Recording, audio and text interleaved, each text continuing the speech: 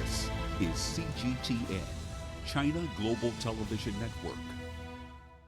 To China, African countries are very good partners and are our brothers. Through concrete action, we want to support African countries in their efforts in building their capacities for development. We hope that Africa will become truly economically independent, and we shall, as much as possible, make necessary efforts to build the capacity of the African Union, hoping that the AU will continue to be able to play its role in the development of the African continent.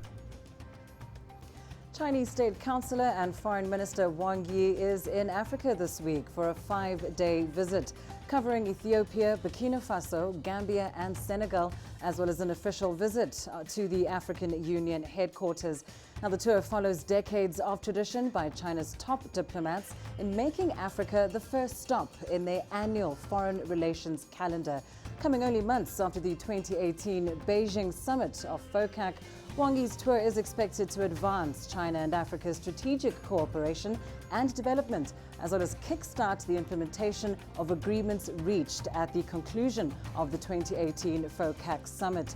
But amidst challenges to global multilateralism and rising barriers to an open global economy, how significant is Wang Yi's 2019 trip to Africa? And what more can be expected of China-Africa relations in the new year? I'm Lindy Mtongana. Welcome to Talk Africa.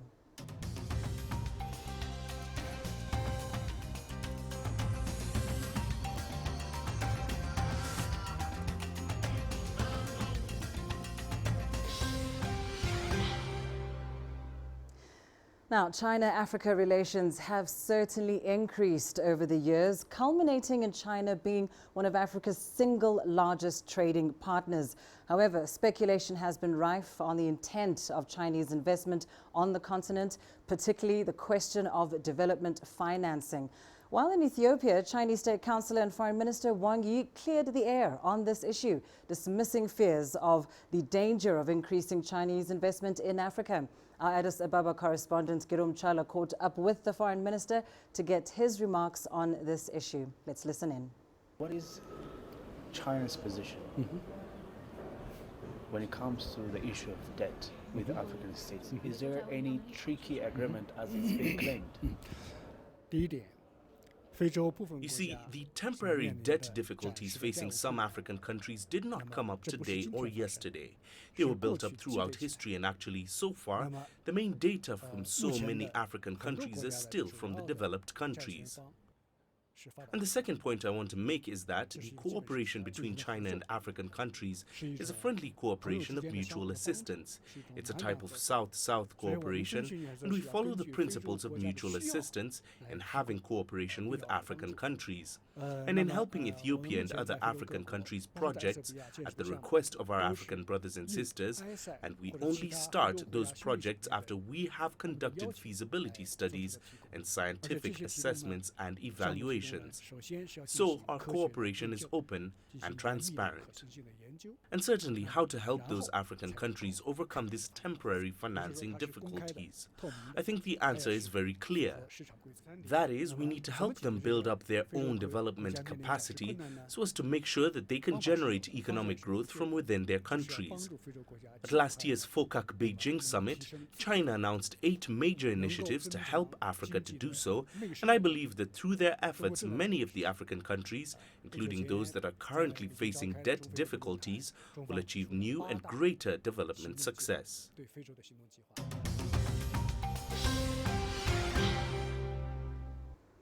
Now, Wang Yi's visit continues a tradition that's been 29 years in the making, where the Chinese foreign minister makes Africa their very first stop of foreign travel, signaling the keenness of China in maintaining strong diplomatic ties with African countries. Now, earlier I spoke to Professor He Wenping. She's the Director of African Studies at the Chinese Academy of Social Sciences, and she gave us her perspective on the message State Councillor Wang Yi's 2019 visit conveys to Africa. Let's take a listen.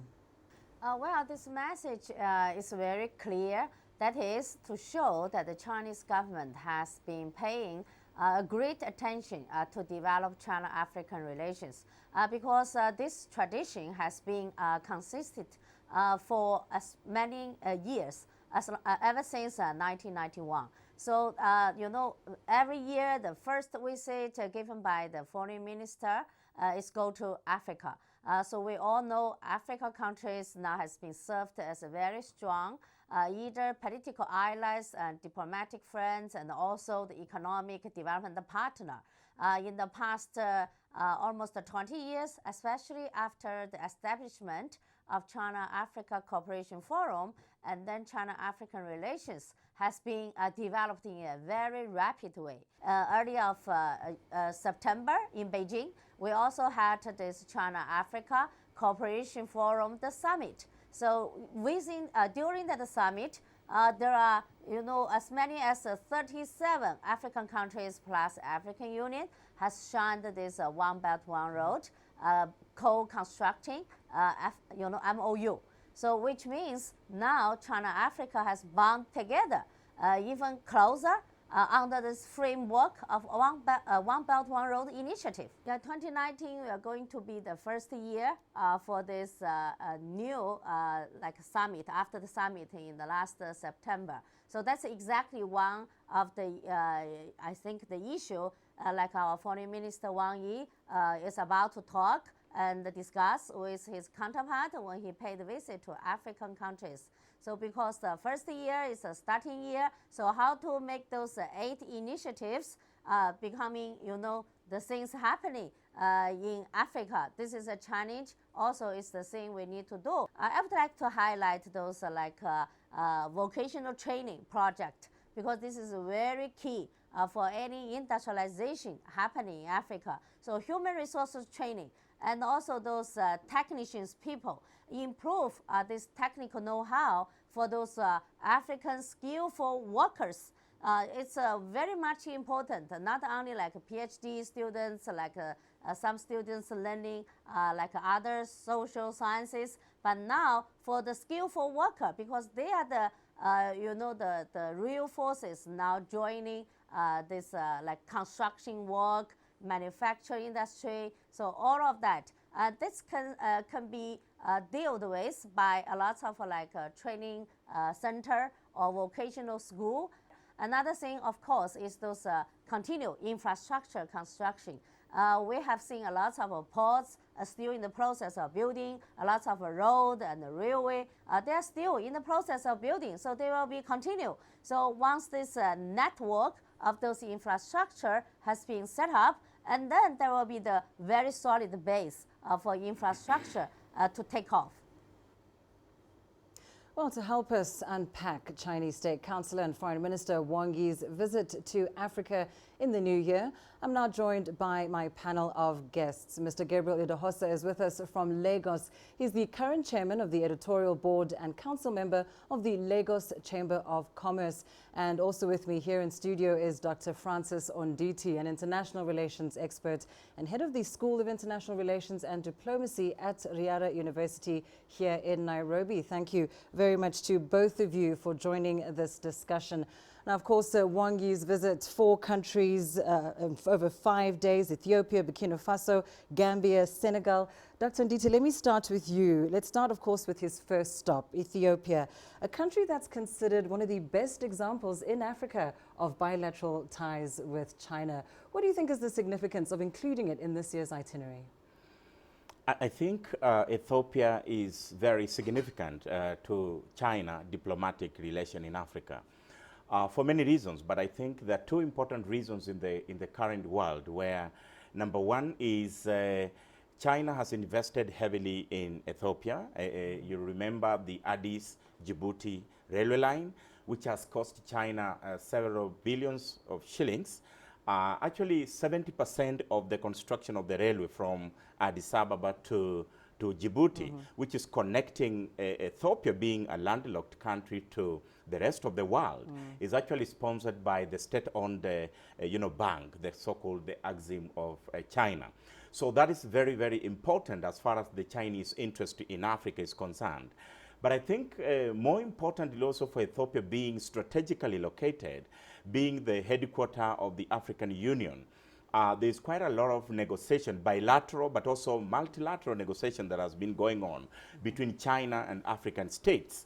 And the best country to anchor this kind of negotiation, whether it is trade, whether it is agricultural improvement, whether it's infrastructure, it is actually anchored in Addis Ababa. And of course, the political will of the country, you know, having a new prime minister, Dr. Abiy, who is actually propelling the country to another level. So putting all these factors together, I think Ethiopia is one of the, what I can call a pivot for China in Africa, for trade relations, but also diplomatic cooperation. Indeed. And it's quite a different story with two countries in particular that, of course, Wang Yi visited for the very first time. That's Burkina Faso and Gambia. I want to come to you, Mr. Idahosa in Lagos. Talk us through the significance of the inclusion of these two first-time countries and how Wang Yi's visit may shape future relations.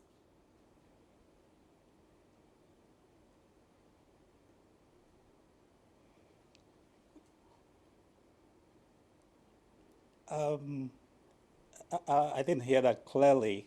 Were you asking about Ethiopia or the other countries? Mr. Idahosa, we're coming to you just to ask about the two countries that Wang Yi is visiting for the first time. That's Burkina Faso and Gambia. How do you think this visit may shape future ties with these two countries?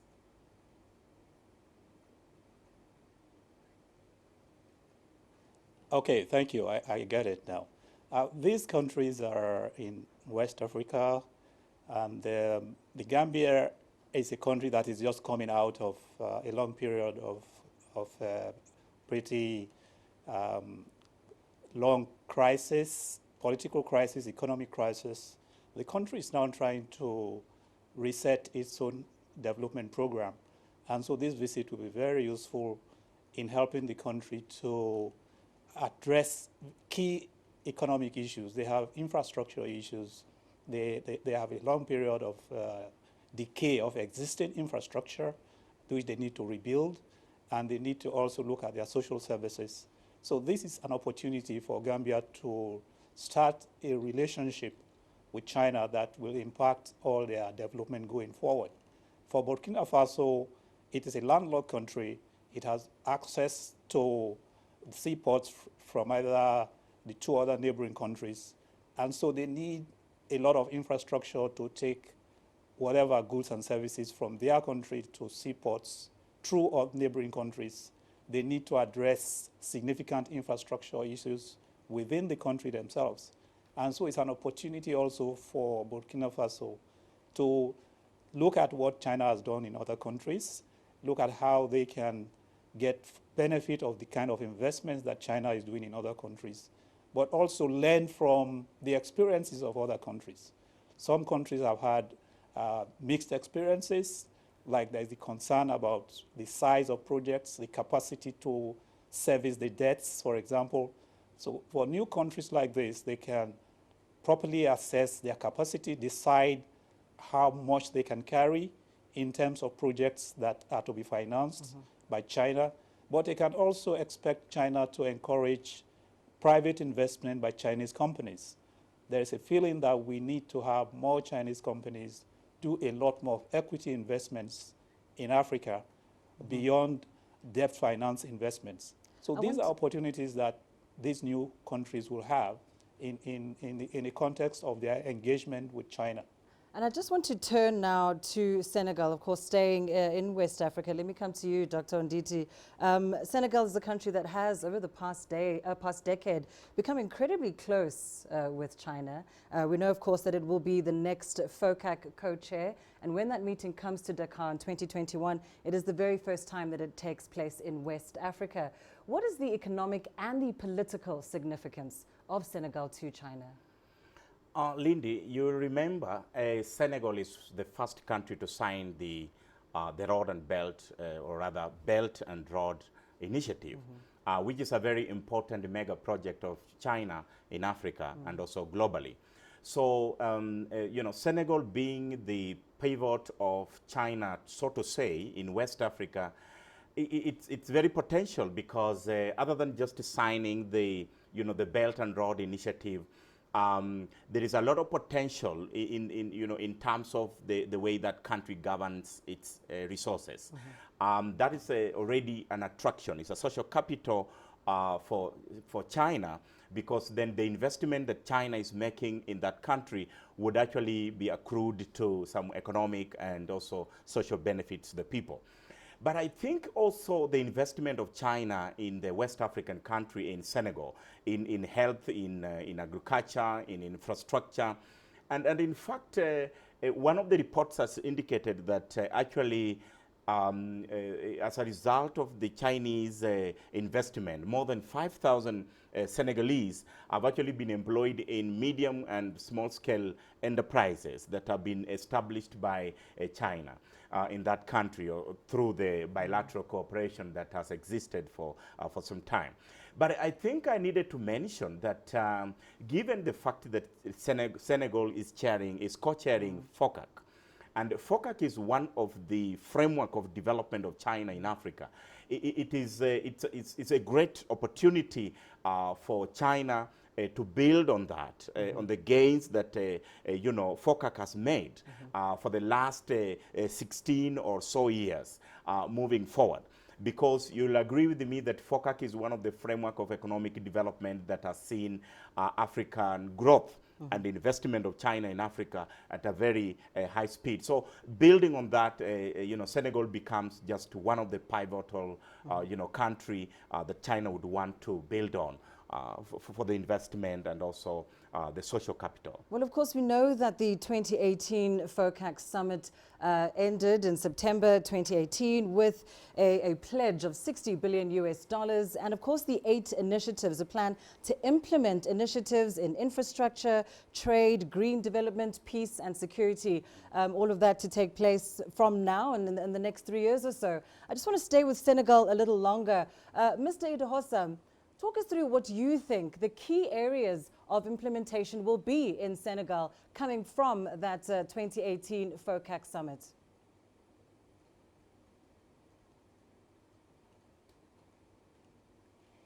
Well, Senegal is at the most western tip of Africa, and Senegal itself contains another country, the Gambia, and it provides all the seaports for the 2 inland neighboring countries.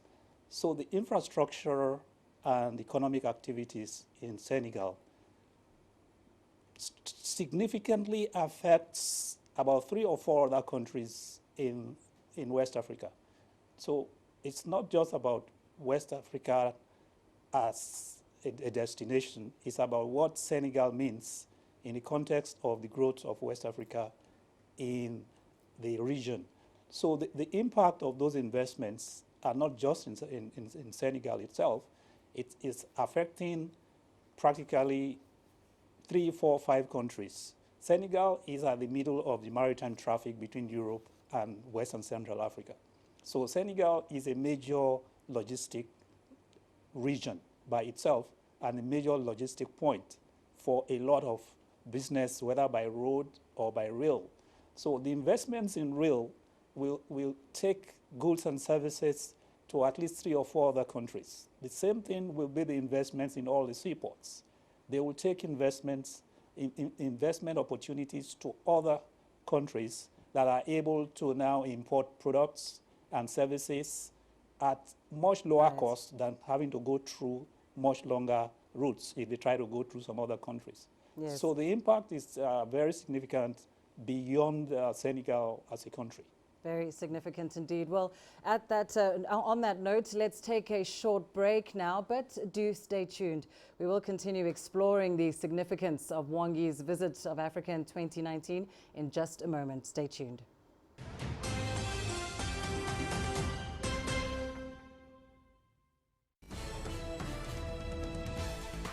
China Global Television Network. From broadcast centers in Beijing, Washington and Nairobi, a unique global perspective. 6 channels and a video content service. News when you want it and where you want it. On TV screens, websites, mobile platforms and social media. CGTN. See the difference.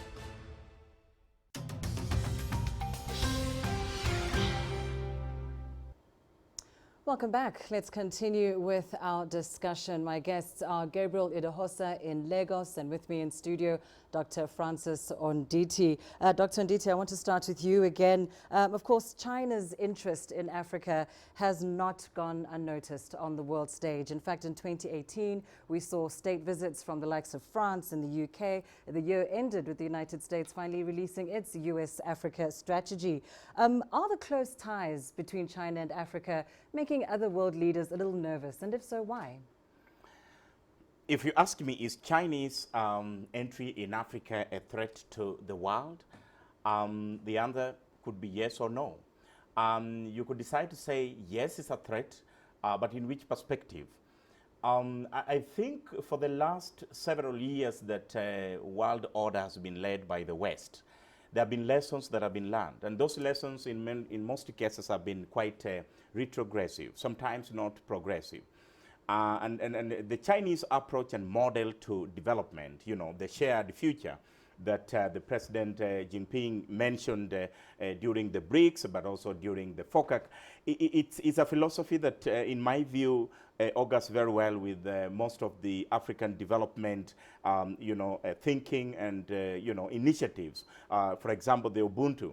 So if you want to say China is a threat to the world in terms of economy, somebody could say yes, because of the economic muscles that is built, is able to develop models that are more feasible and practical and maybe more acceptable to the African continent. But I think one of the things that I would want to mention would be, moving forward, the aspect of ownership of this development, because that is what has bogged down most of the African development. They were not able to own the development, and therefore somebody was developing on their behalf.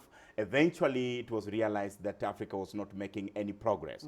So the renewed new world order that is somehow being led by China with its model, I think the most important thing would be focusing on ownership by the African people. But I think America and allies, from the West, with the Chinese coming into the equation, it would not be a really negative threat. It will be a sort of a positive competition that would make most of countries even work more harder. So that they can be able to know that, yes, the house is also full of other competitors who can actually provide maybe a better option to the African continent. But of course, one of the key criticisms that has been leveled at China-Africa relations, and I want to come to you, Mr. Idahosa, on this one, it's the question of debt. We know Foreign Minister Wang Yi is laying this issue to rest on his trip, but talk us through your view. Are African countries in over their heads with Chinese debt?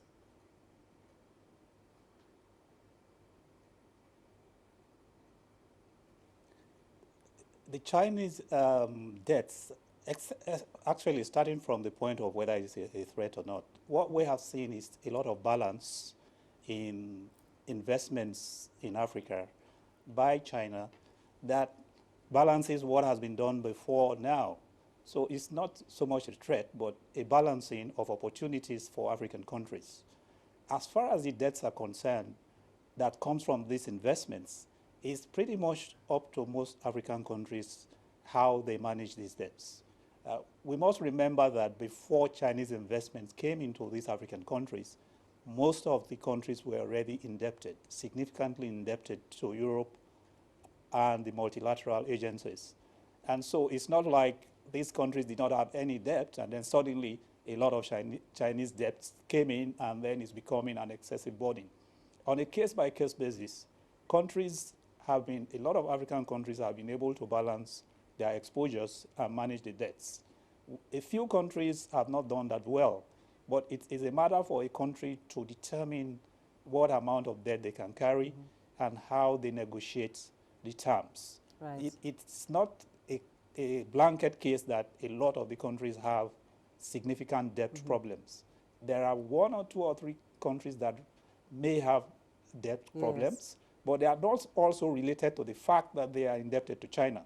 It has more to do with their overall public finance policy. Yes, The Mr. amount of Idris, I'm so revenue sorry to generation that interrupt takes you on there, in but those we are countries. almost out of time. But I do think we priorities, have gotten your they are point assigned. on that issue. And just in terms of just closing, because we are running out of time, it's worth mentioning, of course, that at the end of last year, the African Union finally opened an office, a representative office in Beijing, perhaps a sign of things to come. Just very quickly, closing remarks from both of you. Mr. Idahosa, what's your outlook for Africa-China relations in 2019? Just give it to us in about 30 seconds if you can.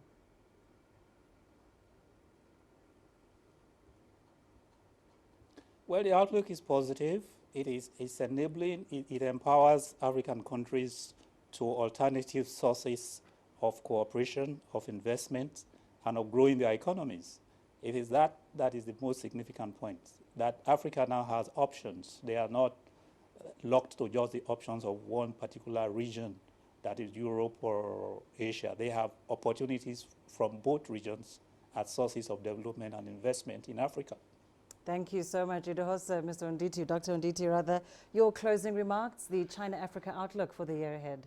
I think China-Africa relation has a brighter future. Has a brighter future because, one, they hinge their diplomacy on what you call the economic diplomacy, which means that the investment in infrastructure and the roads and everything put together would be able to spur the economic development of Africa. And secondly, finally, the model that China uses, especially the shared future kind of philosophy, seem to be gelling quite perfectly with the African, the Ubuntu, which means that I think we've got some two twin brothers or sisters who are going to really spur or rather have a mutual relation in years to come. All right, well, thank you. Yes. Thank you so much. Yeah. That is all we have time for this week, but thank you to both of my guests for your insights. Gabriel Idahosa in Lagos, an economist and the chair of the editorial board and council member of the Lagos Chamber of Commerce. And of course, with me in studio, Dr. Francis Onditi, an international relations expert and head of the School of International Relations and Diplomacy at Riara University in Nairobi. Now remember, we do love to get your feedback, and you can reach us through our social media platforms on Twitter and Facebook, and also catch the show on our YouTube channel and the CGTN Africa websites. Do keep the conversation going and tune in again next week for more Talk Africa. From me, Lindy Mtongana, and the team here in Nairobi, it's goodbye and happy 2019.